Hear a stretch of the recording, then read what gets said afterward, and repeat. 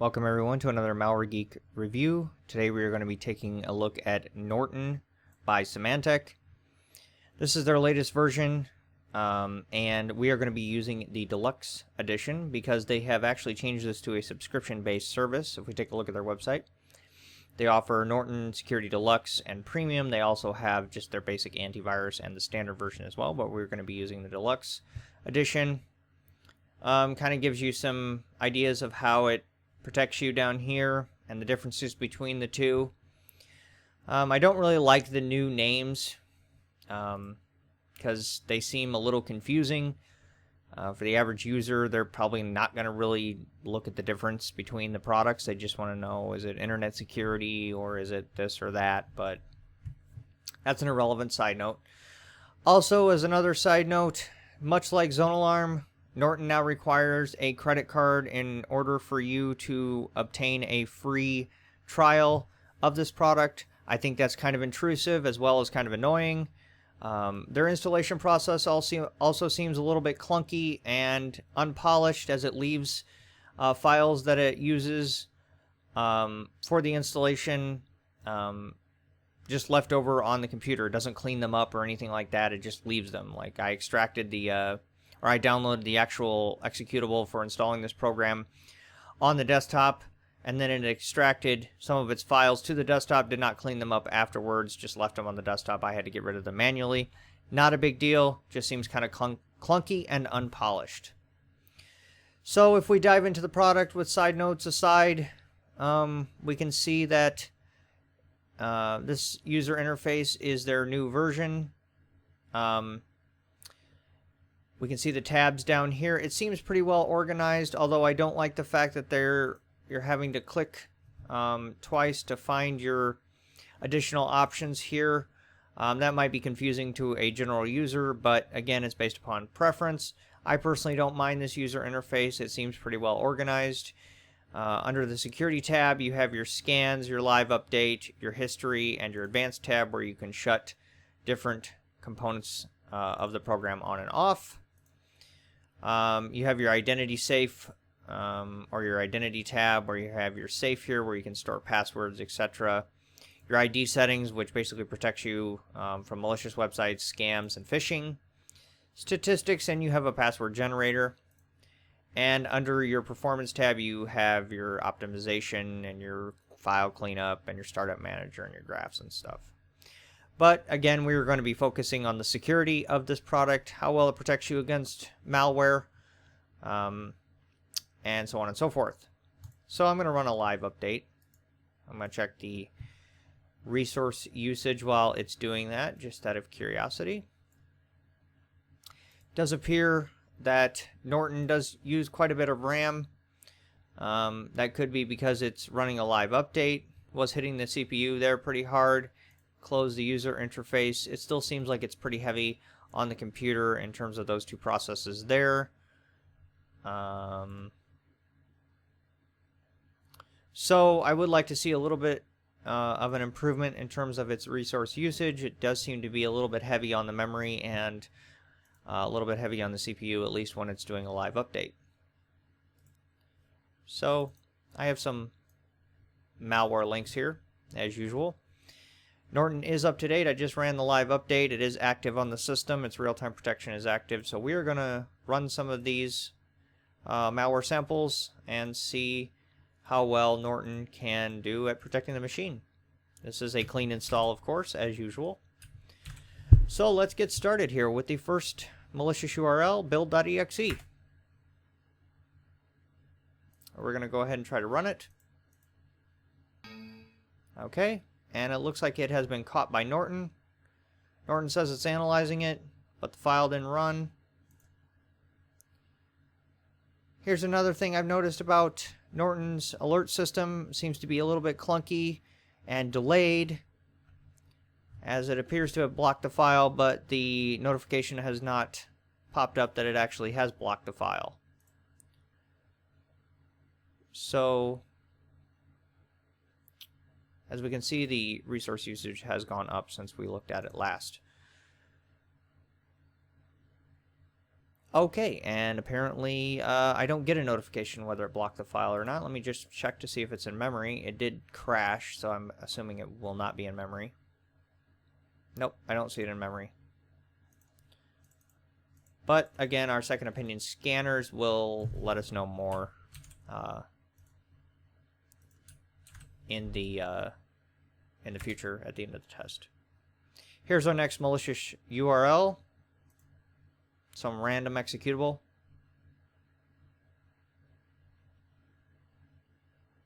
And Norton has blocked that file. It is not safe and has been removed.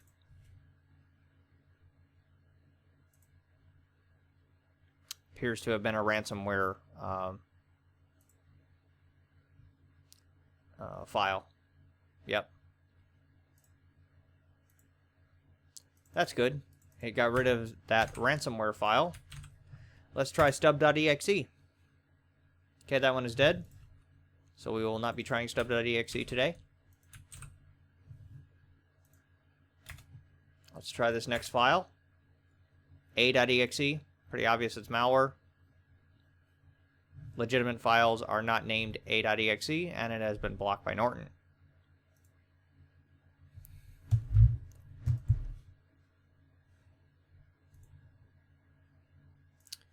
It says it's processing the threats. Although the file wasn't downloaded, so I don't know what it's processing unless there's something in memory, but I don't think there's anything in memory. Let's check real quick. See if we have anything funny going on in memory. I don't really see anything out of the ordinary, so we will move on to bot.exe. Wow, they're being very honest with that one. They're giving you a bot. That's always exciting. I always wanted one of those. Says it couldn't be downloaded. Try it again. Moved or deleted. Appears that Norton has removed the threat. But again, I haven't gotten an alert. And again, their alert system seems to be delayed and kind of clunky, which is kind of sad for a polished product, especially one like Norton that's been around forever. Here's our next malware link, and it is dead.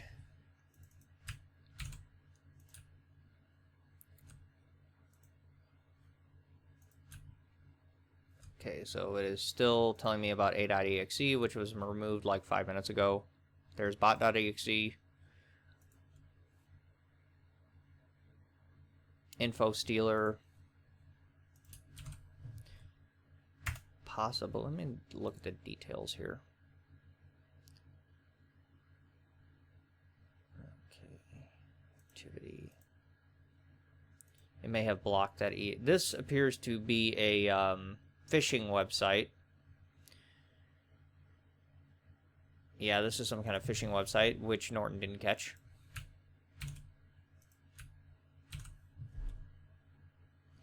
Okay, here's another malware link. This weird IP address. Okay, Norton is analyzing that file. I have to grab a couple more malicious URLs when we are done. We'll let it analyze and we'll move on. That one is also dead. Wow, these are all like dead today. This is kind of sad.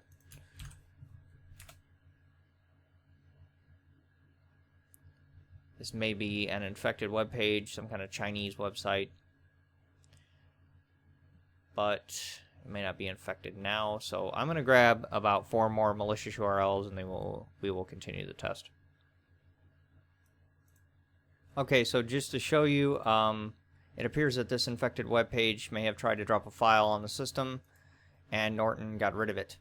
So I don't know what happened to that other executable. Norton says it analyzed it, but it didn't tell me it removed the threat, so we will find out at the end. So I'm going to grab 3 more malicious URLs, and then I'll be back with those, and we can finish up the test. Okay, so I got some more malware links here, so we are going to go ahead and try these and see if they work. This one works. aq.exe, wow. That sounds legit. And it has been removed by Norton. So that one is out of here. Let's try the next malware link. nms.exe. And it doesn't work. So I'll have to grab another one. Let's try this Chinese domain. This is a well-known malicious domain, so I am expecting whatever file comes from this one to be blocked immediately.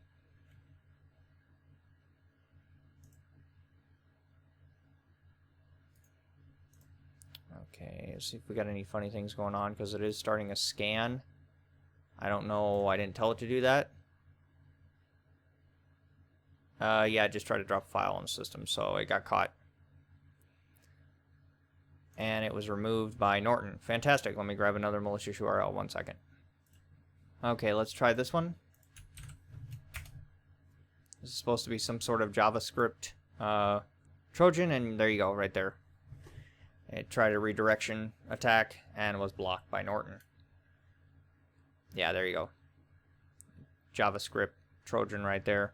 According to the website I got it from, it's some kind of obfuscated Trojan, but needless to say, it was blocked by Norton, although I think it keeps trying. It looks like it, some Norton protection features are not enabled on Internet Explorer. But I don't think it was able to successfully infect the system. So, anyways, what I'm going to do is I'm going to grab Zamana and Hitman Pro, and we're going to do a scan, because I'm not sure about this one malicious URL here. I didn't get an alert from Norton if it actually got rid of the file or not. So we will find out shortly. So let me grab Zamana and Hitman Pro. I'm going to do a scan, and then we'll be back with the results. Okay, so both Zamana and Hitman Pro found nothing on the system, so I'm going to say that's a clean sheet. So, 10 out of 10 for Norton on the active malware intrusion prevention. So what we're going to do now is I'm going to grab a pack of malware, stick it on the desktop, and then we're going to scan and see what Norton's overall detection rate is. And then we're going to run some of the leftover files and see how well it can do in terms of 0-day. So, I'll be back. Okay, so we have the file on the desktop containing 885 of our unfriendly guests. So we're going to do a right-click scan of this folder and see how many Norton can detect, and I'll be back with the results. Okay, so Norton has finished scanning, and it found some files that it couldn't remove. It says one requires removal with a tool. Manual fix is the only option, or rescan or exclude. And the other two says rescan or exclude or get help. Well, funny enough, I went in and these were just, passive files on the desktop like every other review I do. And I right-click and shift and deleted it. But apparently Norton couldn't do that. So again, it begs the question, or it suggests that this product isn't necessarily polished on the usability end of things. So if we look at that folder after Norton got done with everything, there are 44 files left over. I got rid of the threats that it said it couldn't remove. So we started with 885. So I'm just going to do a quick calculation. 885 minus 44. 841 out of 885 is a 95.0% detection rate, which is actually really good. So overall, its detection rate was great. One of the highest I've had so far. But again, for an overall security product, it just seems kind of silly that it can't delete a passive file. The file wasn't even active. It was passive. So that kind of makes me wonder, if you do have an infection, is it going to be able to resolve it? It wants me to restart. Don't know why. These are all passive files, but I'm going to go ahead and restart. If it does change on the overall detection rate, I'll let you know. So I'll be right back once it restarts. Okay, so Norton actually detected a couple more things. So there's actually 42 files left over. I got rid of them before, hang on a second here. Sorry about that. I got rid of them before I restarted the machine, so let's try this out here. 843 out of 885. 95.2%. That's the final rating we'll give it. So we're going to go ahead and run some of these files that it doesn't know about, and we're going to see what happens. So here we go. This looks like some sort of adware. Yeah, it's trying to change our web page or our home page already. Okay, that one doesn't work. Some of these may have actually been disinfected by Norton, and it appears that way because a lot of these are not functioning.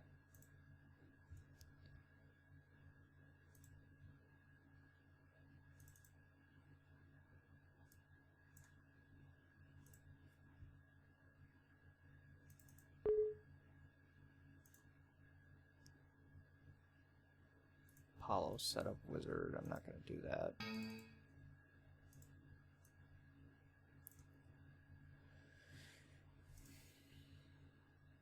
So it looks like Norton may have disinfected some of these files because they're not running, which is very interesting. So let me see if any of these are going to run, and then I'll just get rid of them. Okay, so I have executed some of these files just to see. We do have some funny things going on in memory. Like this, and this, and this. So we have some funny things going on. So I'm gonna let these. We have some like adware stuff, and I think we have some kind of a scareware application on here. So this driver update thing, I've seen this before. I believe that's some sort of scareware stuff.